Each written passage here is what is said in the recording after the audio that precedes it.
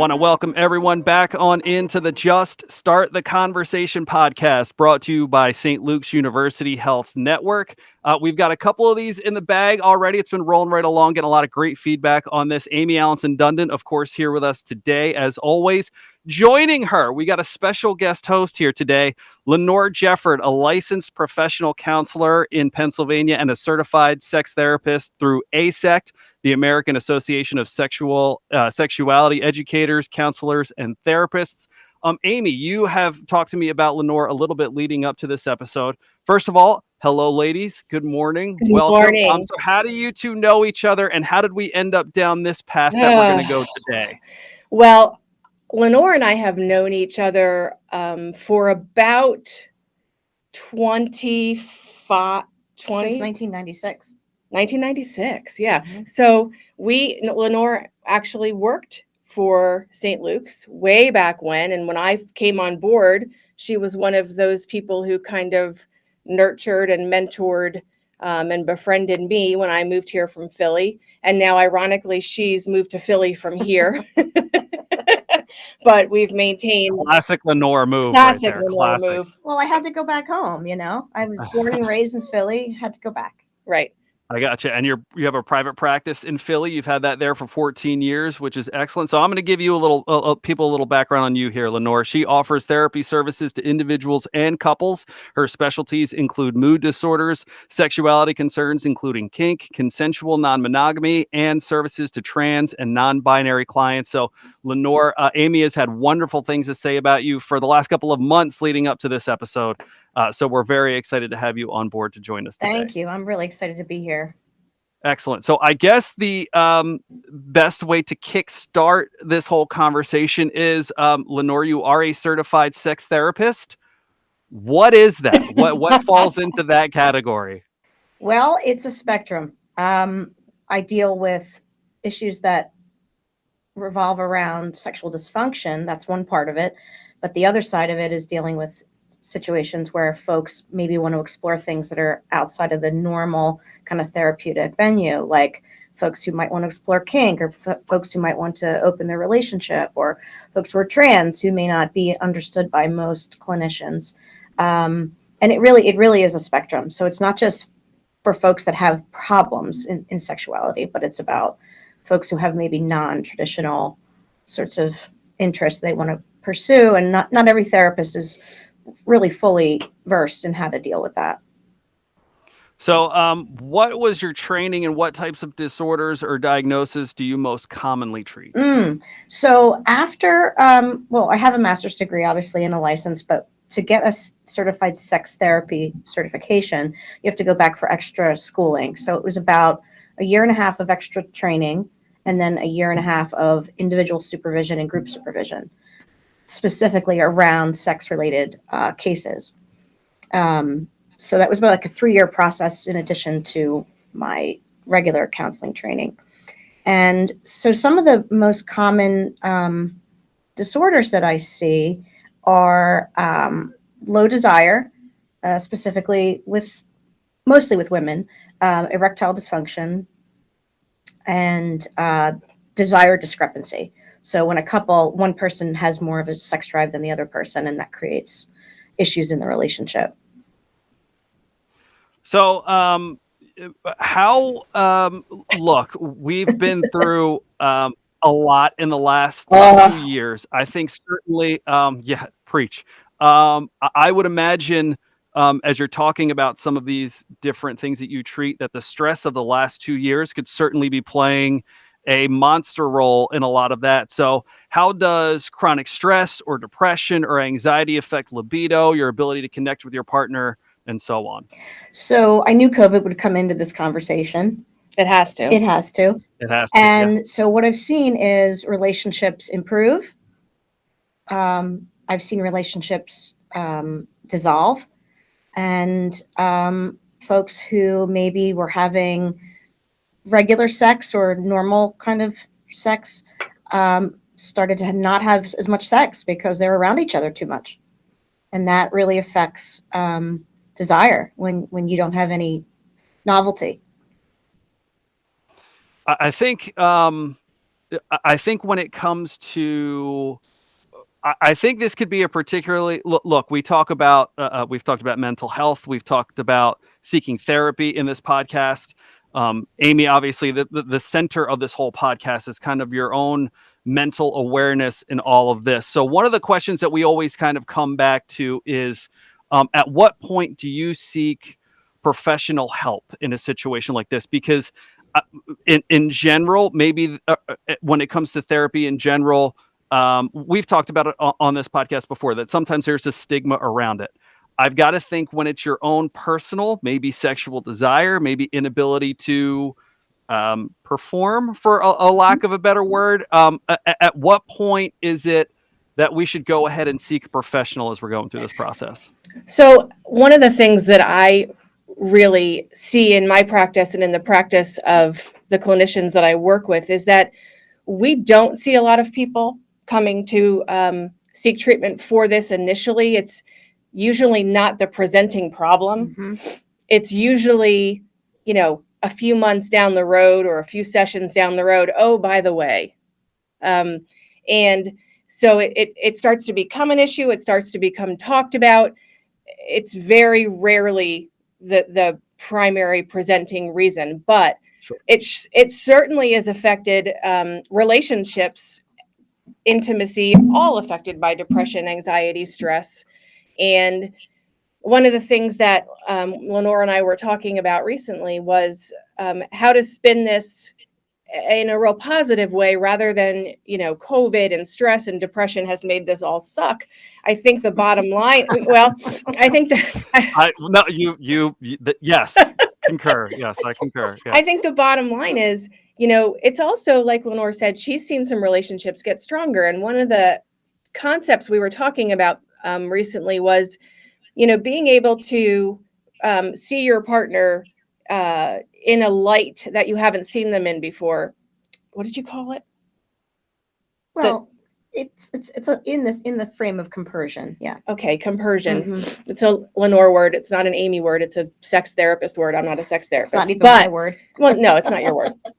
But what I will say is, it was really interesting to me to think about how I can be attracted to my partner when I see him work in a different place or with things that he's good at that don't usually involve me. So for instance, we're working from home. A lot of people are working from home now. Maybe you're seeing your partner take care of your children and you aren't used to that, or you're seeing your partner in work meetings and you aren't used to that. That can be that can spark a lot of healthy things in relationships, and we can use some of the madness that's been going on for good, right? Mm-hmm. Right. And if you see your partner through the eyes of other people, that can make them more attractive to you. Like how other people react to your partner. Yeah. I think it's so funny that we've kind of gone down this road, because for all you TikTokers out there, there's the husband and wife TikTokers that you'll often find have the, what my husband thinks I find attractive. And it's like, him coming out of the pool or just got done. And really it's, and then the wife says what I do find attractive, and it's him unloading the dryer. And then she's just sitting there with like the hearts in her eyes. And I think part of that too just is a shift in time, but particularly I'm sure for married couples. Look, there was probably a stretch of time where maybe those things that I was talking about, where your partner is coming out of the pool or doing something like that is where let's just say the engine revs a little bit. But over time, certainly those things can change. And as you get more comfortable in a relationship, and yeah, I think it's something that I think people do need to take account for, not only recognizing that this is what my partner finds attractive. Conversely, if all of a sudden you're finding that maybe your partner isn't as maybe involved as they were before, it's time to make a little self-reflection on, hey, maybe what I was doing before isn't working so much, and now I can maybe focus on some other things to try to bring that spark back a little bit. Is that a lot of what you're finding as we're kind of going through this whole thing, Lenore? Yeah, I mean, I think it can be really sexy when your partner just picks up the cat litter and you don't have to ask.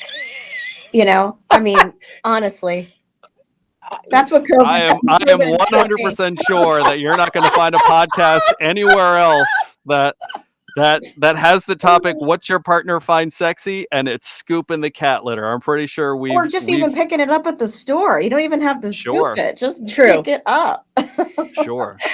Yeah. I don't. You're funny. I think one of the important things also to talk about here is we're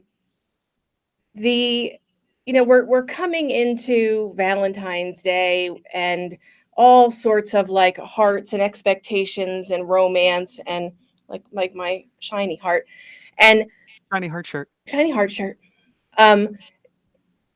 It doesn't have to be hearts, flowers, and an expensive dinner to show somebody that you love somebody. It could be the scooping the kitty litter. Yeah. And I think an act of service. An act of service, yes. That is an act of service. Yeah. Honestly, that sucks. Actually, probably the sexiest thing for me would be if somebody like detailed my car. I'm good for the whole year. Are we allowed to say these things on a podcast? Yes. Woo! Yes. It's a little racy, I know. I know. Wow. Detail my car. I think part of what we have to think about right now is our expectations of our partner, of ourselves. Agreed. Sure. And we don't necessarily even have to celebrate Valentine's Day. We can every day through acts of service, through just telling our partner we love them, or affirmations, giving somebody a hug for more than 2 seconds.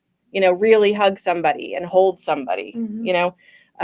We're very much lacking personal touch through the pandemic, and I've noticed it. In general, like we don't shake hands. It's, we bump elbows maybe, or, and that oftentimes carries over into our own home where, we're seeing each other so much, we're not hugging, we're not kissing, we're not holding hands as much. It's just become less intimate in general. Rotating around each other in the kitchen to get coffee. Right. Yeah.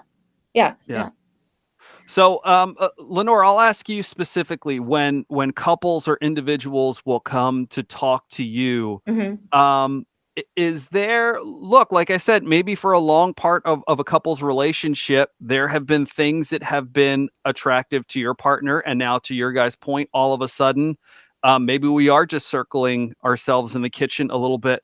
Do you find that it's sometimes, I guess the question would be, is it difficult to explain to a couple, like, really, it's this easy?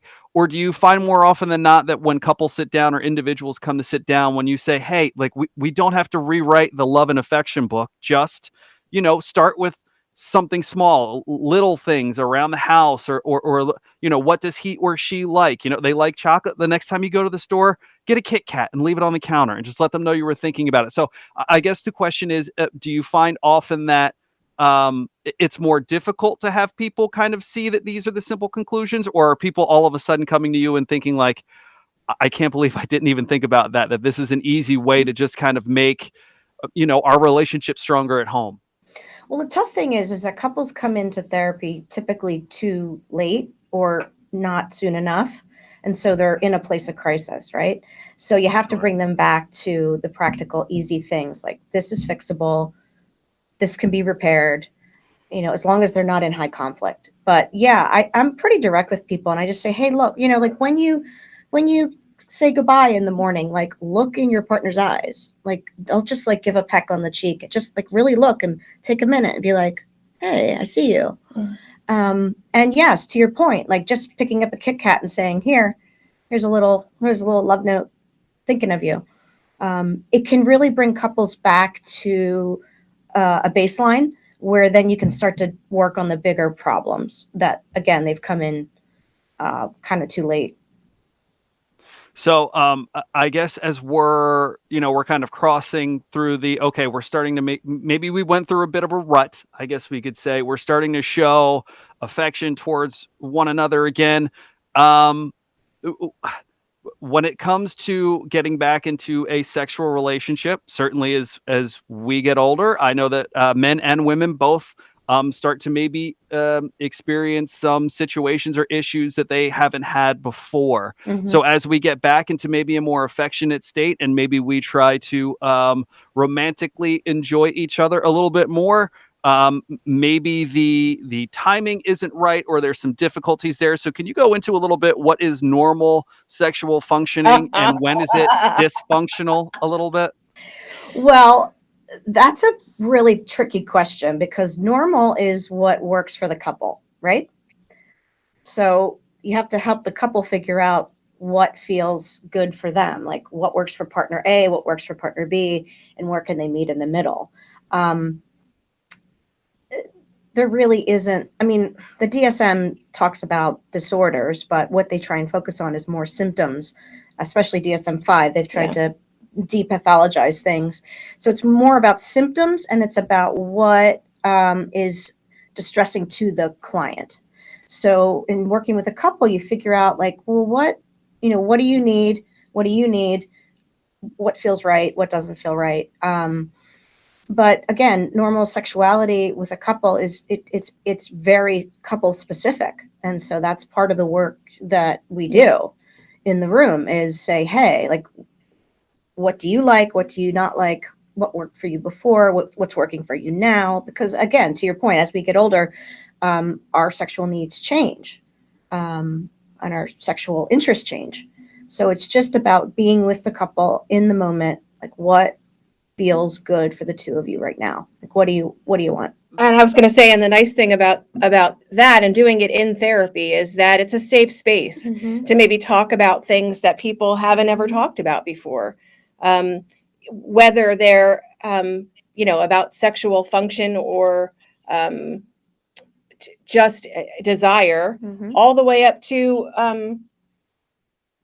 kink. Yeah. I said the word. You said the word. See? Oh my God, I've never heard Amie say that word in my entire life.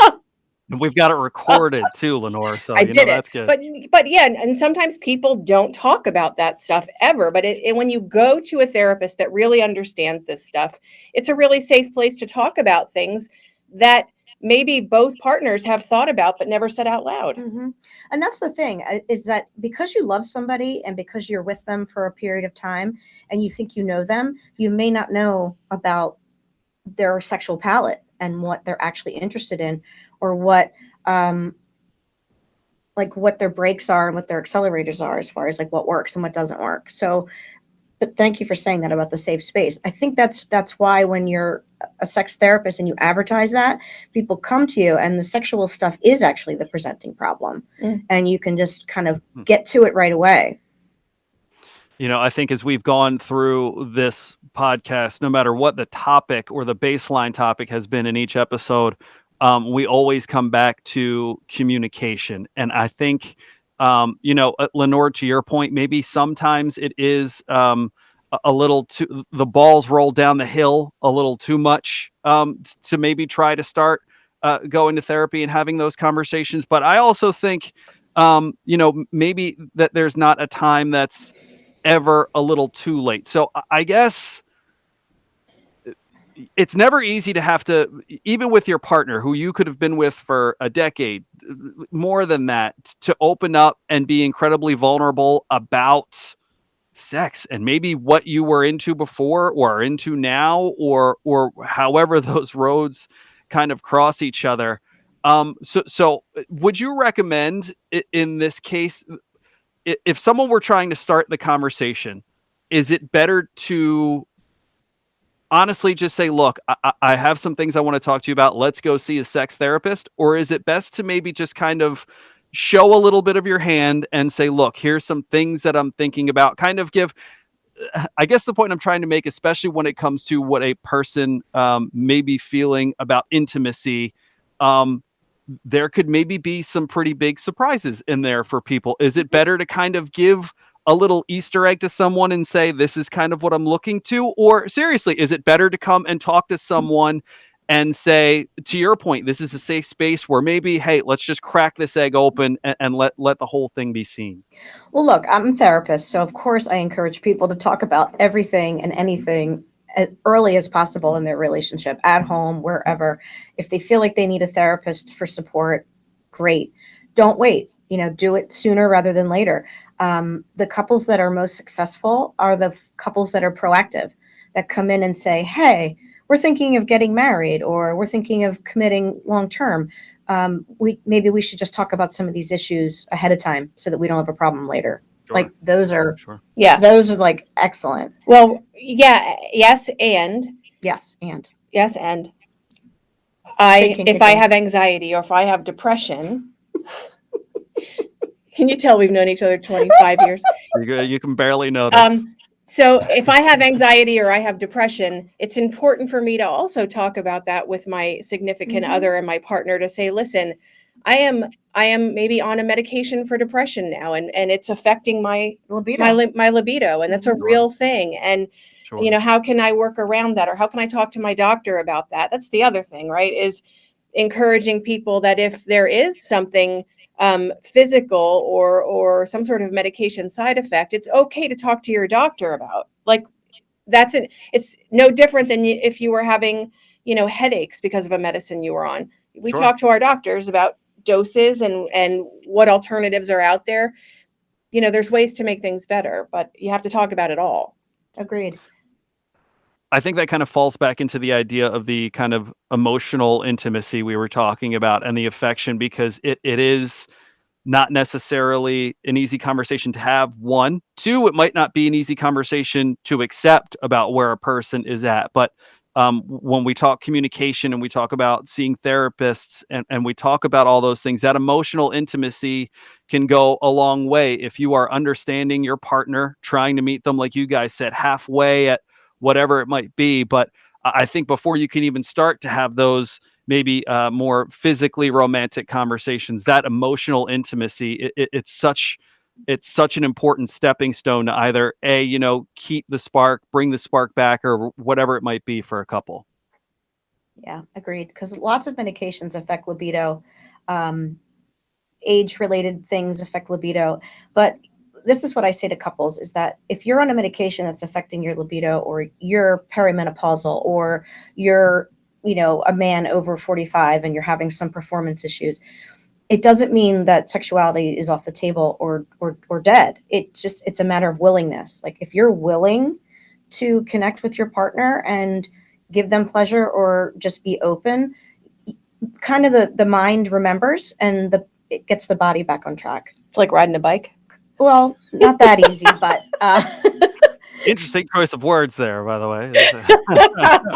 But I think willingness is really important. Like, if you're willing to engage, and I think also this is important for people to know, people who are going to hear this podcast, like, orgasm should not be the goal.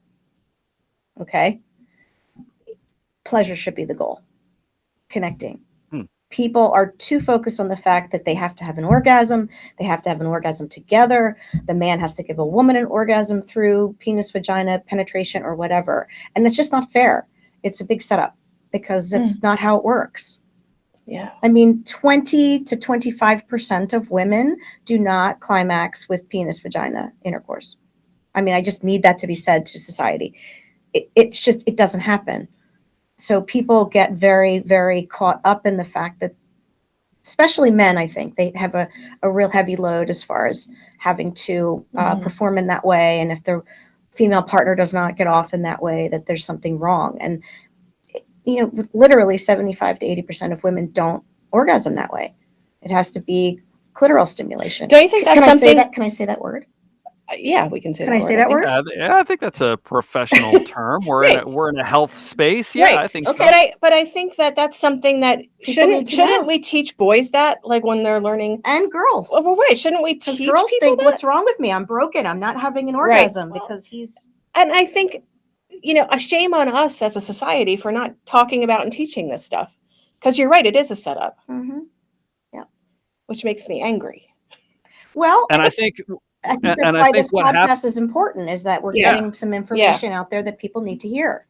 Absolutely, because I think it all comes back to communication. How are we understanding one another, each other's needs physically, each other's needs emotionally? Look, you can look at that from both sides. For women, maybe who historically do only climax through clitoral. I'll use the word that you use, the clinical word. That's probably some communication that they need to have with their partner. And for guys, look, I'm a guy. I think I can speak for most guys that there probably is a little bit of pressure to try to feel like you are performing for both of you in that moment. And that can certainly be stressful. And as we go back to all the things we're talking about, how stress can kind of affect any sort of, disorders or anything that you may be feeling. It really is. It's so key that the whole point of this podcast has been about mental health and communication. And we're sitting here talking about Valentine's Day and being romantic. And man, if there isn't a baseline place to start in that other than communication, I just don't know where it is. And to have two therapists come on and say that's the baseline place to start is your communication in an effort to make just a great romantic and healthy relationship. Well, then I think we're doing our part here in this podcast, even if we are using some words that we're not so sure that we're able to use. I think we're able to use them all, though, guys. Yeah. Well, I think that too, when we talk about just starting the conversation, this is one that a lot of people don't start. We don't start this conversation, not this way. We do. I do. She does. All the time. But for the most part, I don't. Yeah, something tells me you know each other since 96. This isn't the first time any conversation between the two of you has kind of gone this route. Yeah. No, but I'll tell you, one of the very first things that I remember Lenore teaching me or saying out loud eons ago that has always stuck with me was, and I don't know that I've told you this, that sensate focus is a term that I hadn't really known before I met you. And what that really means is it's important to hold hands, to touch, to connect where it doesn't lead to sex. And Sure. where you have that physical intimacy without having, what people think of as intimacy. Well, you're focusing on pleasure, not this goal-driven orgasm end result. Yeah. Right. And physical touch, just, touching somebody and having somebody just keep their hands on us. It's a connection. Sure. And I think to your point, those things don't always necessarily need to lead to something more physical. But even in a moment, I love to walk by my wife if she's in the kitchen and just, rub my hand across her back as I'm going from one side to the other, because it's like, hey, I see you. That's literally it. Just, I'm aware of your presence. We're both in the middle of something. You're going to a meeting. I'm going to a meeting. We've got a screaming toddler right there. For a second, I just want you to know that I appreciate you. I'm seeing you. I love you. And I think that just goes such a long way in a healthy relationship. And to your point, Amie, just starting the conversation can certainly go a long way. And I think that's a good spot for us to wrap this episode up. It is the Just Start the Conversation podcast, brought to you by St. Luke's University Health Network with Amie, Allanson, Dundon, Lenore, Jefford. Just an absolute delight today. So glad to have you on board. You two just met each other for the first time, right? You seem very uncomfortable with each other in there. In the parking lot. I just want to say thank you, Lenore. Thank you for coming on today. Thank you and being our first guest. I know, that was really awesome. Lenore, you are an absolute delight. So reminder, she has a private practice in Philadelphia for the last 14 years. Certainly you can reach out to Amie or myself or St. Luke's. Or Lenore, do you have a website or an email or anywhere where people can reach you directly? People can just find me on Sexuality Today. That's probably the easiest. But to your point, as far as starting the conversation, there's so much more we need to be talking about that I think we need to do more of these, because there are topics today we didn't even get to, as far as like folks who are non-binary, trans folks and their sexuality and their needs, and folks who might be wanting to open up their relationship, and non-traditional types of couples. I know we referenced a lot of heteronormative kind of things today, but I just want to say there's a lot of other folks that have sexuality concerns that we need to be talking about. So I'm just going to put that out there. So we'll bring you back. Yeah, I would absolutely come back. Okay. That's exactly the point I was going to make there, Amie. Yes, we would love to have you back anytime, Lenore. Thanks, absolutely. I'm sorry I interrupted. You're very welcome. You can interrupt me anytime. It's the Just Start the Conversation podcast, brought to you by St. Luke's University Health Network. Find it wherever you get your podcasts or at sluhn.org. Ladies, once again, this was a very informative, enlightening, and hopefully for a lot of couples, just a positive step and a good conversation. So thank you both. Thank you, Cheers. Crockett. Bye.